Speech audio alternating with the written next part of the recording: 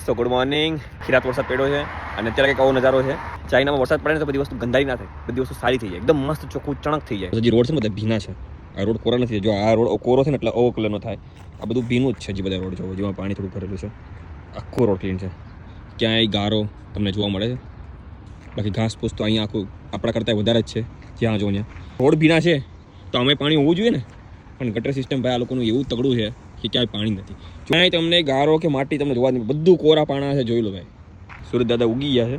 કેટલા વર્ષના ડોહા છે? 80-90 વર્ષના ડોહા છે, પણ તો એ વોકિંગ કરવા અત્યારે આવે. સવારના વાગ્યા છે અત્યારે 7:30 વાગી ગયા છે.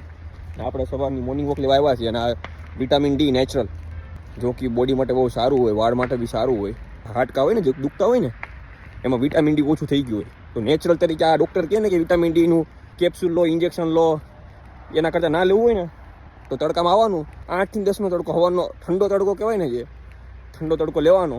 બસ આપણે બધા હું ટાઈમ પાસ કરવો, આ તમે જોઈ લો કરે છે ને. ક્યાં કરવાનું આવતું હતું જાને ભાઈ કે ત્યાં ભાઈ ત્યાં ક્યાં મારે કરવું જોઈએ, પણ તો ભાઈ એ ભાઈનું છે કે ભાઈ આ બધું કરવું જોઈએ. જો સાફ થઈ ગયું ને ત્યાં સવારમાં. જો અમદાવાદમાં સાબરમતી નદી છે, એની જેમ આ અમારે અહીંયા એક નદી છે, પણ આ બનાવેલી નથી છે. તમે જો નીચે પાણી દેખાય આટલું જ ઊંડું છે, પણ આ બનાવેલી છે. આખો માટે ઠંડક પડે એની માટે છે ને. આખો આ ખાલી એક પાર્ક બનાવેલું છે, જે બધા હાલવા આવે સવારમાં. આ બધું રેસિડેન્ટ એરિયા છે, બધું આ બધો રેસિડેન્ટ એરિયા છે, આખી લાઈન.